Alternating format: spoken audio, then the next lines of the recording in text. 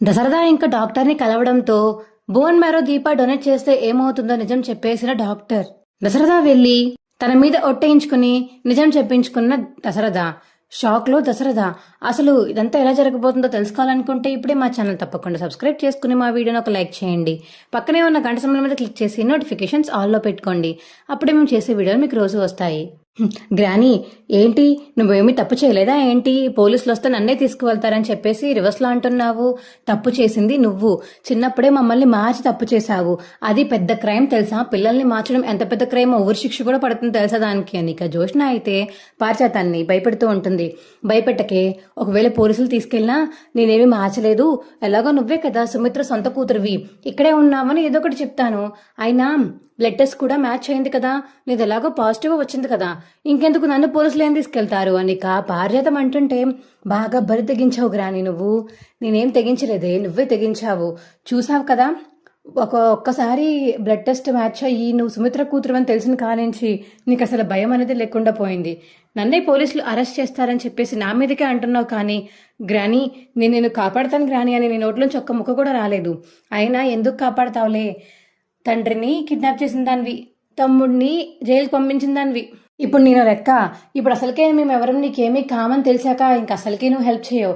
నాకు తెలిసి ముందు నుంచి డౌట్, నువ్వు సుమిత్ర కూతురు అని నీకు ముందు తెలుసు కదా అని చెప్పి ఇక పారిజాతం అడుగుతుంటే, ఏం మాట్లాడుతున్నావు గ్రాని అని జోష్న అంటుంది.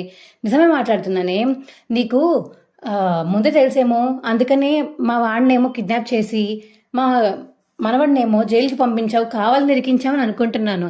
లేకపోతే ఇంతమంది ఉండగా మా కాశీగాడినే ఎందుకు వాడుకున్నావు, వాడిని ఎందుకు జైలుకి పంపించావు చెప్పు నువ్వు ఒక ముక్క నాకు అనిక పారిజాతం అడిగేసరికి, అబ్బా గ్రాని, అప్పటికి నాకు ఏమీ తెలీదు, వాడిని అనుకోకుండా అలా జరిగిపోయింది. వాడికి మంచి పొజిషన్ ఇద్దామని, వాడిని ఒక స్టేజ్లో నించోబెడదామని చెప్పేసి నేను అనుకున్నాను. కానీ వాడేమో దొరికిపోయి వైరా పేరు చెప్పకుండా వాడే చేశానని చెప్పేసి వాడే లొంగిపోయాడు. నన్నేం చేయమంటావు అని జోష్న అంటుంటే, అబద్ధాలాడి కవర్ చేసుకోకే. వాడు నీ మీద పెట్టకుండా వాడి మీద వేసుకుని వెళ్ళాడు, వైరా మీద వేయలేదని అబద్ధాలు ఆడకు. అంతా చేసింది నువ్వే. నాకు తెలియదు అనుకుంటున్నావా? నాకు కాశీగడు మొత్తం చెప్పాడు నువ్వేమేం చేశావో, వాడు అసలు వైరా దగ్గరికి ఎందుకు వెళ్ళాడు, నువ్వు వెళ్తేనే వాడు వైరా దగ్గరికి వెళ్ళాడని.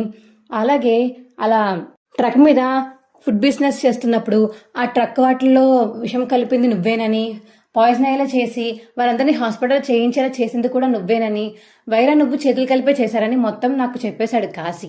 నువ్వు ఇంకా అబద్ధాలు ఆడాల్సిన అవసరం లేదు. చేసింది నువ్వు వైరా అయితే శిక్ష పడింది మాత్రం నా మనవడికి వైరాకి. నువ్వు మాత్రం బాగా తప్పించుకున్నావు. పోన్లీ వాడిని తీసుకువెళ్తుంటే, అయ్యో వాడిని తీసుకువెళ్ళకండి, ఇందులో నా చేయి హస్తం కూడా ఉంది అని చెప్పేసి వాడిని కనీసం విడిపించిన కూడా వినిపించలేదు. తర్వాత పోనీ పోలీస్ స్టేషన్కి వెళ్ళి వాడిని బయటికి విడిపించావా? అదే లేదు. ఏమీ చేయకుండా ఇప్పుడేమో సిగ్గు లేకుండా మాట్లాడుతుంది. చూడు ఎలా మాట్లాడుతుందో అని పారిజాతం అంటుంటే, సరే గ్రాని, నీ ఇష్టం. నేను మనవరాలనే అనుకుంటున్నాను. నువ్వు నన్ను నమ్మకపోతే నేనేం చేయలేను. రేపొద్దున్న సడన్గా ఒకసారి దాసు వచ్చి కానీ నిజం చెప్పాడంటే, నేను నిజంగానే అప్పుడు నీ మనవరాలను అయి ఉంటే ఇప్పుడు నన్ను కాపాడలేదని నువ్వు మాత్రం బాధపడకు, అర్థమవుతుంది అని జోష్న అక్కడి నుంచి వెళ్ళిపోతుంది. నువ్వు నా మనవరాలివి కాదనే కదా నేను చెప్తున్నాను, ఇదేంటి ఇలా మాట్లాడుతుంది పిచ్చిది అని చెప్పేసి ఇక మనసులో అనుకుంటుంది పారిజాతం. అయితే ఇంకో పక్క దశరథ అయితే, సరే రామ్మా మీ అమ్మకి నేను చెప్దామని చెప్పేసి కదా దశరథ అంటుంటే, మావయ్య ఏమీ తెలియని వాళ్ళు అంటే అనుకోవచ్చు, నీకు అన్నీ తెలుసు. అత్త పరిస్థితుల్లో ఏ పరిస్థితుల్లో ఉందో కూడా తెలిసి కూడా నువ్వు ఇలా మాట్లాడుతుంటే నిన్నేమనాలి మావయ్య, నువ్వే చెప్పు. అత్తకి జోష్న అంటే పంచ ప్రాణాలు. జోష్నాని విడిచి ఎప్పుడూ ఉండదు. జోష్నానే ఇప్పుడు బతికిస్తుంది కాబట్టి ఇంకా జోష్నాని ఒక రేంజ్లో చూస్తుంది అత్త. అలాంటి అత్తకి ఇప్పుడు నువ్వు తీసుకువెళ్ళి జోష్నా నీ కూతురు కాదు, దీపా నీ కూతురు అని చెప్పేసి నిజం చెప్తే అత్త ధైర్యంగా ఉండగలుగుతుంది అనుకుంటున్నావా? ఆపరేషన్ చేయాలంటే డాక్టర్ గారు ఏం చెప్పారు? అత్త చాలా ధైర్యంగా ఉండాలి, తనకి తాను ఏమీ కాదు అని దాన్ని నమ్మాలి అని డాక్టర్ గారు చెప్పారు.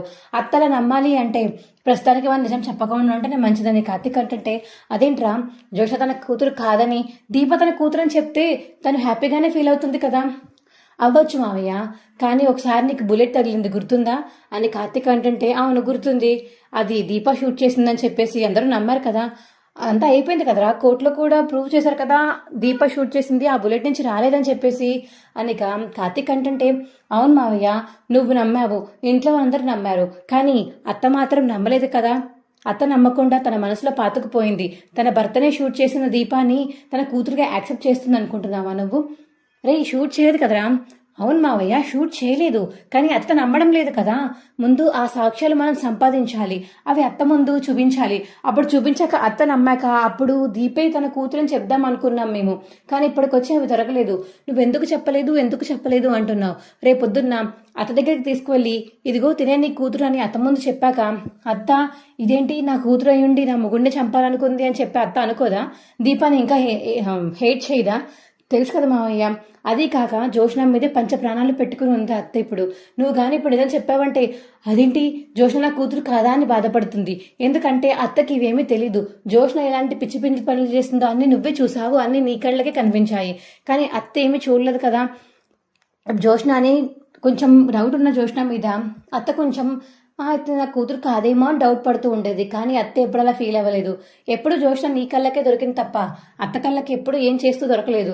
అందుకని ఇప్పుడు అత్త ముందుకెళ్ళి చెప్పినా అత్త యాక్సెప్ట్ చేయలేదు. ముందు జోష్న నిజస్వరూపాన్ని ఒక్కొక్కటిగా బయట పెట్టాలి. ఆ తర్వాతే జాగ్రత్తగా మనము ఇంకా అడుగు వేసి అప్పుడు అత్తయ్యకి నిజం చెప్పాలి మావయ్య అని కార్తీక్ చెప్పడంతో అవునరా కార్తీక్, నువ్వు చెప్పేది కూడా నిజమే. మీ అత్త దీపాన్ని ఇంకా పూర్తిగా క్షమించలేదు కదా. అప్పుడు తన వల్లే కదా మా ఇద్దరికి కొంచెం ఆ విషయం వల్లే కదా మా ఇద్దరికి గొడవలు అయితే ఇంట్లోంచి బయటికి వెళ్ళిపోయింది. నాకు బాగా గుర్తుంది. సరే మీ అత్తకి చెప్పొద్దు, కానీ ప్రస్తుతానికి నా కూతురుగా మాత్రం నేను చూస్తాను. అమ్మ రేపటి నుంచి నన్ను నాన్న అనే పిలువు అనిక. దసరదా అంటే అది కాదు మావయ్య, నిన్ను నాన్న అని ఇంట్లో పిలిస్తే అప్పుడు జోష్నకి అర్థమైపోతుంది కదా నిజం తెలిసిపోయిందేమో అని. జోష్నకి దీప ఎవరో తెలుసు కాబట్టి దీప మీదకి ఇన్నిసార్లు అటాక్కి పంపించింది. తన ఆస్తి ఎక్కడ పోతుందో, దీప ఎక్కడికి వచ్చేస్తుందో వారసుల కింద అని అటాక్ చేయించింది. ఇప్పుడు నువ్వు ఇంట్లో కూడా నాన్న అని పిలవమంటే అప్పుడు జోష్నకి డౌట్ రాదా? మళ్ళీ దీపాన్ని కానీ తన కడుపులో బిడ్డని కానీ ఏమైనా చేస్తే ఏం చేస్తావని కార్తీక్ అడుగుతుంటే సరేనమ్మా, నువ్వు పిలవకపోయినా పర్లేదు, నువ్వు క్షేమంగా ఉండడం ముఖ్యం. మరి మీ అమ్మని కాపాడాలి కదా, జాగ్రత్తగా ఉండు నువ్వు కూడా, సరేనా? నేను కూడా సుమిత్రను జాగ్రత్తగా చూసుకుంటాను. మీరు ఏం ప్లాన్స్ వేస్తారో ఏంటో నాకు తెలియదు, కానీ నాకు మాత్రం భయం వేస్తుంది. అంతా డాక్టర్కే వదిలేస్తున్నాను. డాక్టర్ కొంచెం జాగ్రత్తగా చూసుకుంటే అదే చాలు అని కదా సరదా అంటుంటే, మావయ్య డాక్టర్ చాలా మంచిది, మా వాట బాగా వింటుంది. ఆవిడ నేను చెప్పొద్దన్నా కానీ అందుకే మీకు చెప్పకుండా వచ్చేసింది. ఇంటికి వచ్చినా సరే కోపంగా మీ అందరికీ చెప్దామని వచ్చింది నిజం ఆ రోజు. కానీ నిజం చెప్పకుండానే వెనక్కి వచ్చేసింది. ఎందుకంటే దీప వాళ్ళ అమ్మ బతకాలని ఎంతగా కోరుకుంటుందో ఆవిడకి తెలుసు. అందుకనే ఇంట్లో ఎవరికి చెప్పలేదు. చెప్తే అత్త తట్టుకోలేదని ఆవిడకి తెలుసు కాబట్టి చెప్పలేదు అనిక. కార్తీక్ చెప్తుంటే సరేరా ఎవరికి చెప్పొద్దు, మనలోనే దాచుకుందాము. ఆపరేషన్ అయిపోయాక సుమిత్రకి చెప్దాం, సరేనా? ఇంట్లో వాళ్ళందరికీ కూడా చెప్పాలి. నేను మాత్రం ఊరుకోలేను. ఆ జోష్న నా కూతురుగా యాక్సెప్ట్ చేయలేను. నా భార్యని చంపాలనుకుంది, నా కల్లారా చూశాను నేను. నా కూతురిని చంపాలనుకుంది, నా మనవరాలను చంపాలనుకుంది. ఇన్ని చేయాలనుకున్న దాన్ని నేను కూతురుగా చూడలేనురా. తప్పదు మావయ్య, కొన్ని రోజులు మాత్రమే. కొన్ని రోజులు అయిపోయాక అప్పుడు నువ్వు వద్దైనా సరే నేనే దాన్ని బయటపడతాను అని కార్తీక్ అంటాడు. అప్పుడే ఇక కాంచన వస్తుంది. ఏంటన్నయ్య ఇలా వచ్చావు అని అప్పుడే కాంచన చదువుతుంటే, ఏం లేదమ్మా ఊరికే వచ్చాను, ఏదో పూజ చేసుకుంటున్నానంటే వచ్చానమ్మా అనిక. దసరా అంటుంటే అవునా అన్నయ్య, పోన్లే మంచిది, వదినని తీసుకురాలేకపోయావా? వదినకి కొంచెం నీరసంగా ఉందంటమ్మా, అందుకే రాలేదు. మర్చిపోయాను అన్నయ్య, వదినకి ఒంట్లో బాగాలేదు కదా. సరే రెస్ట్ తీసుకుంటే మంచిది. సరే రండి కూర్చోండి, కాసేపు వెళ్దురు కానీ అని కాంచన అంటుంటే, వెళ్తానమ్మా కాసేపు ఉండి వెళ్తానులే, కానీ రెస్టారెంట్లోంచి మళ్ళీ ఫోన్ వస్తుందేమో అని కంగారు పడుతున్నాను అంతే. ఫోన్ వస్తే వెళ్దురు కానీ అన్నయ్య, కూర్చోండి. దీప చేసే పూజలు చూడండి, దీపాలన్నీ వెలిగించాక దండం పెట్టుకుని అప్పుడు వెళ్దురు కానీ అని కాంచన చెప్పేసరికి సరేనమ్మా అని ఇంకా చాలా సంతోషంగా అయితే దసరథ ఇంకా దీప పూజ చేస్తుంటారు, చూస్తూ ఉంటాడు దసరథ అయితే. రే ఏమైందిరా అని కాంచన అయితే కార్తీక్ అడుగుతుంది. ఏంటి ఏమైందని అడుగుతున్నావు?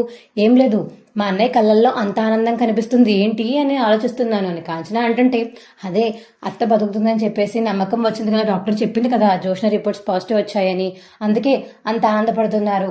రేపు దీపకి పుట్టబోయే బిడ్డలతో కూడా ఆడుకుందామని అనుకుంటున్నారేమో అనిక కార్తీక్ చెప్తుంటే, అవునరా నువ్వు చెప్పేది కూడా నిజమే. అన్నయ్య వాళ్ళు ఇంకా వాళ్ళ అమ్మాయికి పెళ్లి చేయలేదు కాబట్టి, అప్పుడే పుట్టరు కాబట్టి, ఫస్ట్ మీకే పుడుతున్నారు కాబట్టి మీ పిల్లలతో ఆడుకోవాలని వాళ్ళకు కూడా ఉంటుంది కదా. వాళ్ళ ఇంట్లో చాలా బొమ్మలు ఉన్నాయి కదా, ఆ బొమ్మలన్నీ ఇస్తామన్నారమ్మా అప్పుడు. అది అందుకని మావయ్య అంత ఆనందపడిపోతున్నారు, ఆడేసుకుందాం మనవలతో అని చెప్పేసి కార్తీక్ చెప్తాడు కాంచనకి. సరే ఇక అయిపోయింది పూజ, మనం వెళ్ళేద్దామా అని చెప్పేసి కాంచన అంటుంటే, సరే మీరు వెళ్ళండి, నాకు పని ఉంది, నేను ఇప్పుడే వస్తాను అనిక. దశరథ అంటాడు, ఎక్కడికండి అనిక. దీప అడుగుతుంటే వస్తానమ్మా వస్తాను, నాకు చిన్న పని ఉంది రెస్టారెంట్లో, మీరు ఇంటికి వెళ్ళిపోండి, నీరసంగా ఉంటే మీరు ఇంటికి వెళ్ళిపోవచ్చు, మా ఇంటికి వచ్చి ఏం చేయాల్సిన అవసరం లేదు, నాకు మాత్రం పని ఉంది సరేనా అనిక. దసరా అయితే అక్కడ చెప్పేసి అక్కడి నుంచి వెళ్ళిపోతాడు. ఏంటి మావయ్యకి పని ఉందని చెప్పేసి వెళ్ళిపోతున్నాడు, రెస్టారెంట్లోంచి ఏ కాల్ రాలేదే, ఏ కాల్ రాకుండా మావయ్య ఇలా వెళ్ళిపోడే, ఏమైంది మావయ్యకి అని ఇక మనసులో అనుకుంటాడు కార్తిక్ అయితే. ఇక దీపకి ఆపరేషన్ చేసేటప్పుడు ఏమీ కాకుండా ఉండాలని చెప్పేసి డాక్టర్ని కలిసి మాట్లాడడానికి అయితే దశరథ అయితే డాక్టర్ దగ్గరికి వెళ్తాడు. హలో హాయ్ చెప్పండి దశరథ గారు అని. డాక్టర్ అంటే డాక్టర్ నాకు అంతా తెలిసిపోయింది. ఏం తెలిసిపోయిందండి మీకు? దీప ఎవరో తెలిసింది, జోష్న ఎవరో తెలిసింది అనిక.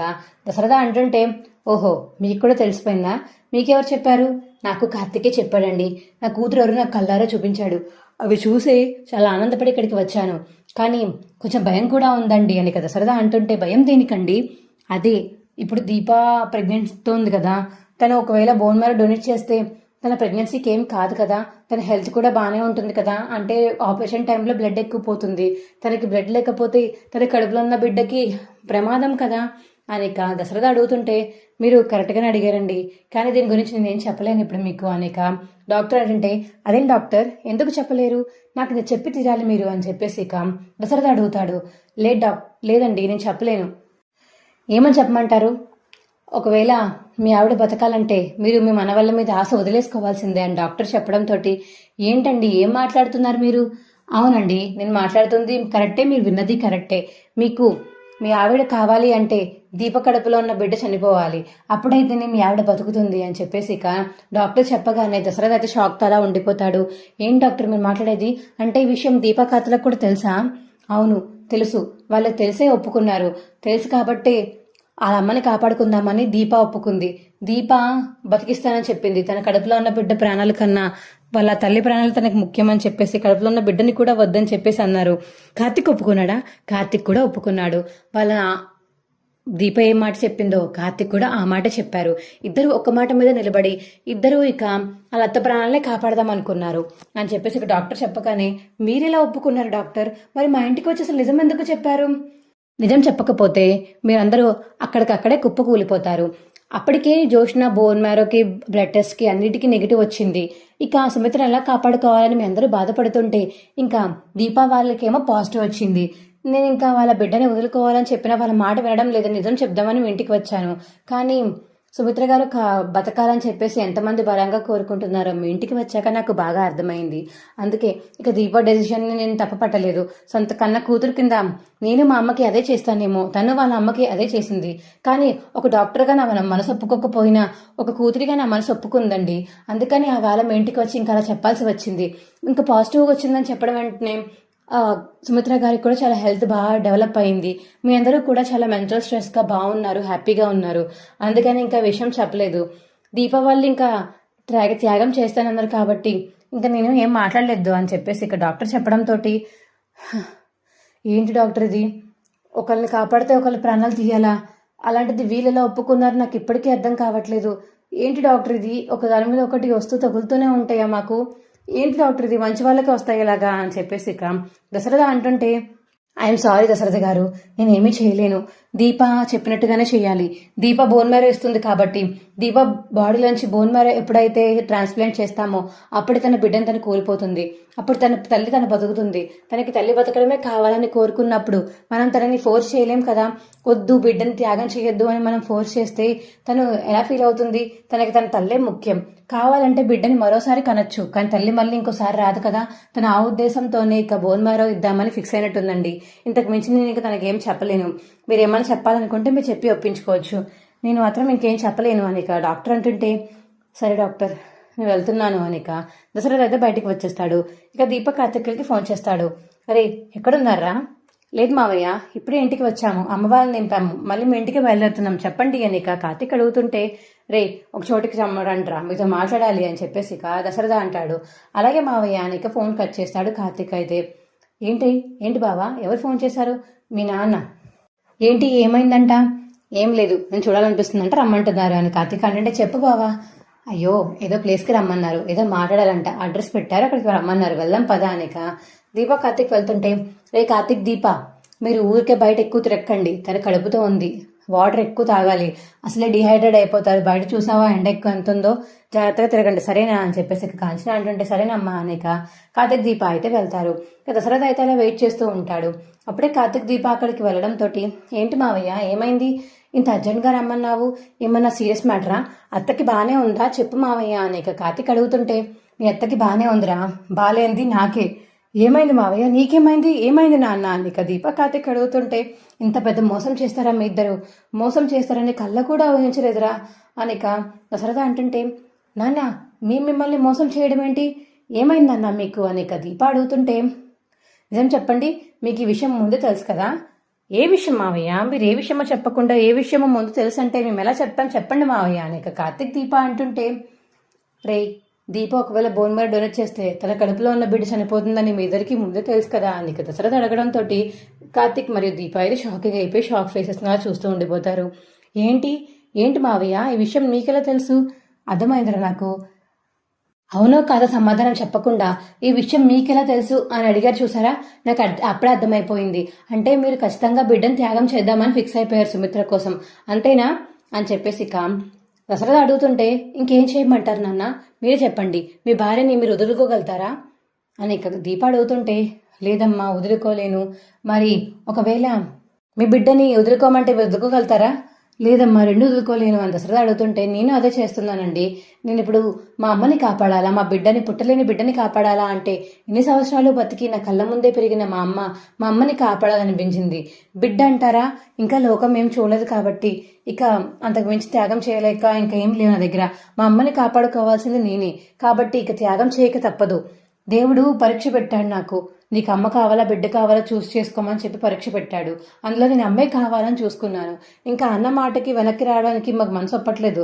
అందుకే బావా నేను కలిసి నిర్ణయం తీసుకున్నాం అమ్మని కాపాడదామని అని చెప్పేసి దీప అంటుంటే ఏంటమ్మా తొక్కల నిర్ణయం, ఇంకేమీ లేవా, ఇంకేమీ మార్గాలు లేవా, లేవు మామయ్య ఇంకే మార్గము లేదని చెప్పేసి డాక్టర్ ఆల్రెడీ చెప్పేశారు, ఇక అడిగి వేస్ట్, ఇదొక్కటే బోన్ మ్యారో ట్రాన్స్ప్లాంటేషన్ కూడా రీసెంట్గానే కనిపెట్టారు, అది రిలేటివ్స్ ఉంటేనే అవుతుంది, సో దీప తన కన్న కూతురు కాబట్టి తను డొనేట్ చేస్తే ఖచ్చితంగా అత్త బతుకుతుంది, అందుకనే దీప డొనేట్ చేయడానికి ముందుకు వచ్చింది, జోష్న ఎలాగో మ్యాచ్ అవ్వదు కాబట్టి ఇంకా జోష్నని పక్కకి తీసేయచ్చు, అదంతా కాదురా నేను చెప్పేది, తన బిడ్డ కోల్పోయి ఎలా ఉంటుందిరా తను, నాన్న నాకు అమ్మే ముఖ్యం, మీకు చెప్పాను కదా నేను బిడ్డ ముఖ్యం కాదని కాదు, కానీ బిడ్డ కన్నా అమ్మ ముఖ్యం, నాకు జన్మనిచ్చింది, నన్ను జన్మనిచ్చి నాకు మంచి బుద్ధులు ఇచ్చింది, అంతకు మించి ఇక మా అమ్మ నాన్న దగ్గర నుంచి నేను ఏం కోరుకుంటాను చెప్పండి నాన్న మీరే అనేక దీప అంటుంటే సరేనమ్మా నీ ఇష్టం, చెప్పి ఒప్పిద్దాం అనుకున్నాను, డాక్టర్ కూడా చెప్పి ఒప్పించండి అని చెప్పింది, కానీ నువ్వు ఇంత మొండిగా ఉంటావని అనుకోలేదు, డాక్టర్ ఎందుకు చెప్పిందో నాకు ఇప్పుడు అర్థమైంది అని చెప్పేసి దశరథ అంటుంటే నీ కూతురు మొండిది మావయ్య, అన్న మాట మీద నిలబడి ఉంటుంది, మీ పట్టుదలే మీ పోలికే వచ్చింది తినకు కూడా అని చెప్పేసి కార్తిక్ అంటాడు, రే ఎంత పట్టుదల ఎంత ధైర్యం వచ్చినా మన బిడ్డ కడుపులో బిడ్డ చనిపోతారని తెలిస్తే ఎవరు నవ్వుతూ ఉంటారా, మీరు తప్ప ఇంకెన్ని బదులు దిగమనుకున్నారా, ఇంతక్కడి నుంచి వింటుంటే ఆ జోష్నాని ఏదో ఒకటి చేయాలని నాకే అనిపిస్తుంది, కానీ మీరు మాత్రం జోష్నాని ఇప్పటిదాకా ఏమీ చేయలేదు, తను కావాలని అటాక్ చేయించింది, దీపాని శౌర్యాన్ని చంపాలనుకుంది, ఇన్ని చేసింది, కానీ మీరు ఎప్పుడు ఏమీ చేయలేదా అని దశరథ అడుగుతుంటే ఎందుకు చేయలేదు, ఒక 2-3 సార్లు చేశాం మావయ్య, తను అసలు ఏం చేస్తుందా అని రికార్డ్ చేద్దామని చాలాసార్లు ట్రై చేసాం, కానీ మాకు అంత ఇంట్రెస్ట్ లేదు, తను మా మీద పెట్టే శ్రద్ధ మేము తన మీద పెట్టాం, మేము ఎప్పుడు కుటుంబం బాగుండాలని కోరుకుంటాము, ఇదిగో ఈ మధ్యకాలం అత్తకి అసలు ఒంట్లో బాగాలేదు కాబట్టి ఇక అత్త కోసం కూడా దీపానే చూస్తుంది, ఇంకా